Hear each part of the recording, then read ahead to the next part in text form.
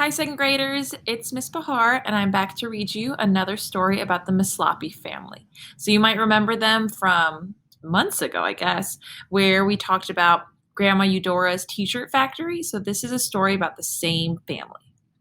Up a big, big hill, down a long, long path, through a thick, thick forest, there's an old, old house.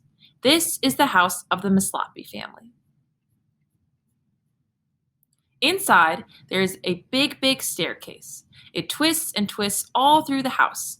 It goes by the rooms of Delia and Petula, to the rooms of Henrietta and Violet, past the rooms of Uncle Lloyd and Grandma Eudora, and then to the room of baby Oscar. It even goes to the doghouse of Itchy. At the very tip top of the staircase is the room of Nicholas, the organizer. Nicholas is 7. He was nicknamed the organizer because he likes to organize things. Once, he helped his family organize everything in the house. He even helped Uncle Lloyd organize all his t-shirts in piles of 5, and that had started Grandma Eudora thinking about starting the Masloppy t-shirt factory. So this looks much more organized than in the last story we read about them, where there were t-shirts everywhere. But tonight, Nicholas was not organizing anything. He was sitting outside his room on the tippity-top step of the staircase. He was waiting and waiting. Delia was there waiting too. She was sitting on the stairs with Petula, Violet, Henrietta, and baby Oscar. Even Itchy was there, waiting, waiting, waiting. They were all waiting because tonight was a special night. The night they got to open up the piggy bank to see how much money was in it. The Masloppy family had been putting money in the big piggy bank for a long, long time. Pennies, nickels, and dimes, all their loose change. Plunk, plunk, into the big piggy bank. Sometimes Grandma Eudora would sell a lot of t-shirts, and she would even put in handfuls of quarters. Nicholas didn't know how many quarters, but he heard a lot of plunks. Even Itchy helped.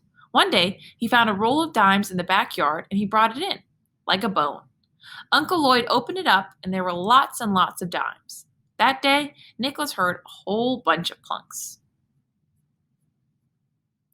Sometimes Henrietta and Nicholas would try to shake the big piggy bank.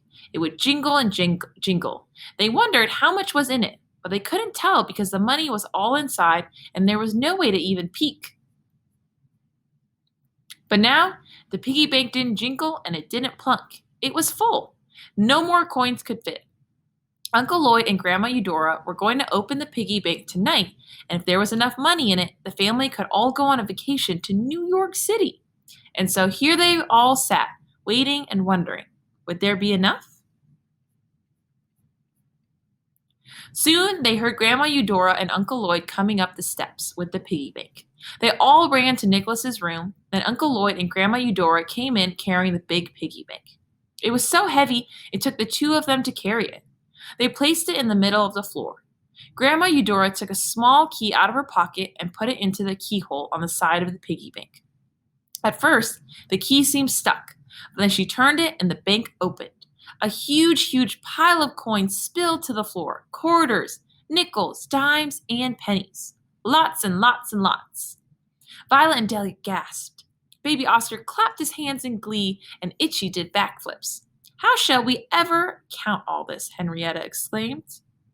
Quickly pause and think, what would be an efficient way for them to count all of these coins if they have lots of different quarters, nickels, dimes, pennies?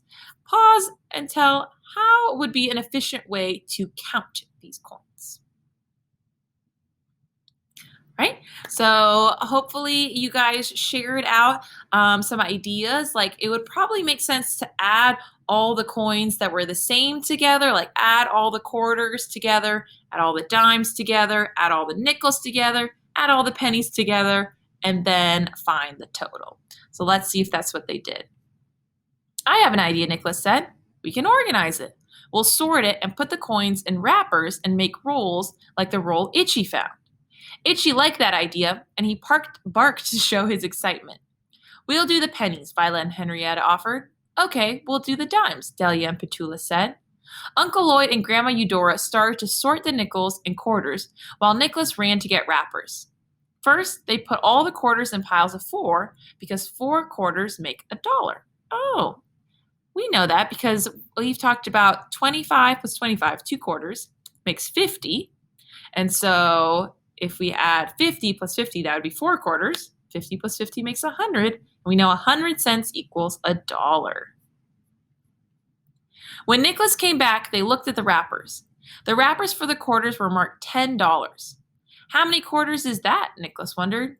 He began to skip count. 4, 8, 12, 16, 20.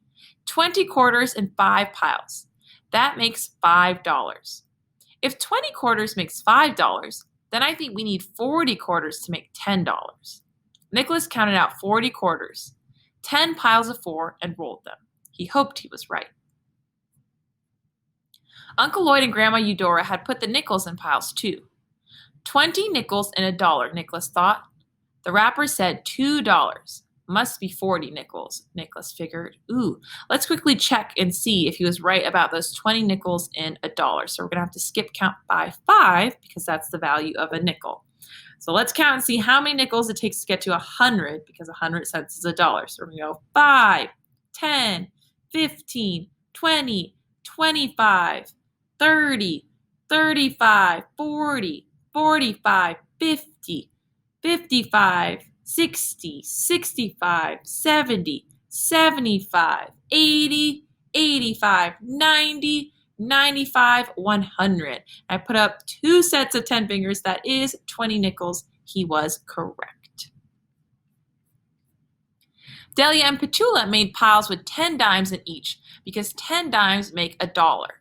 The dime wrapper said $5. They put 5 piles in it and rolled them up. How many dimes was that? Delia wondered as she rolled the 5 piles up in the wrapper. Violet and Henrietta rolled the pennies, 50 cents in each roll. So let's go up back where they were talking about the dimes, and they were saying each dime wrapper said $5. Well, first let's just think about how many dimes are in $1. Well, I've already said $1 is 100 cents. We know each dime has a value of 10 cents. So quickly pause and tell your teacher or class how many dimes would equal $1. Pause. Welcome back. Hopefully you said 10. We know 10 tens equals 100, so 10 dimes must equal $1 or 100 cents. And if their wrapper says $5, then we're going to need 10 tens for each dollar. So 10, 20, 30, 40, 50. They're going to need 50 dimes to have $5. Soon they had all the money organized. There were 3 rolls of nickels, 6 rolls of quarters, 3 rolls of dimes, and 3 rolls of pennies, with 4 quarters, 1 dime, 7 nickels, and 5 pennies loose.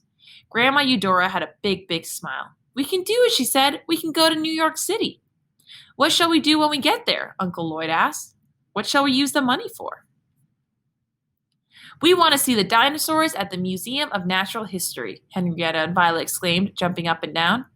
The boat ride around the city, Delia and Petula yelled, clapping their hands and running in circles around Nicholas's room. Baby Oscar clapped his hands too. I want to go to the bottom and to the top of the city, Nicholas announced. I want to go on the subways underground and then to the very top of the Empire State Building to see the whole city. We'll do it all, Uncle Lloyd said, laughing. Nicholas, sort the money into 3 piles for us. 1 pile for the museum trip to see the dinosaurs, 1 pile for the boat ride, and 1 pile for the subways and the Empire State Building. So Nicholas did. He made 3 equivalent piles, remember equivalent just means equal, and put each in a bag. Then he tied a big bow with ribbons around each bag and made 3 signs.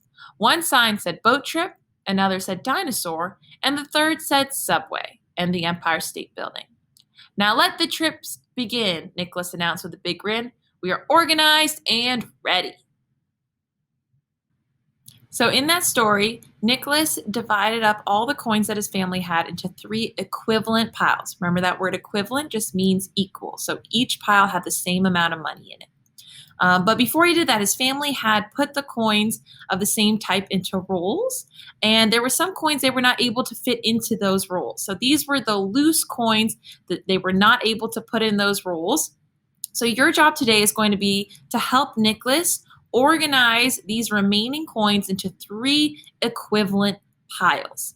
So again, you're making 3 equal amounts using these coins. Now your groups do not have to each have only one type of coin in it. You can use all types of coins. The goal is to use all the coins to make 3 groups that have the same value. So I'm excited to see the different ways you all come up with. If you come up with one way, you can challenge yourself to come up with another way as well. Good luck.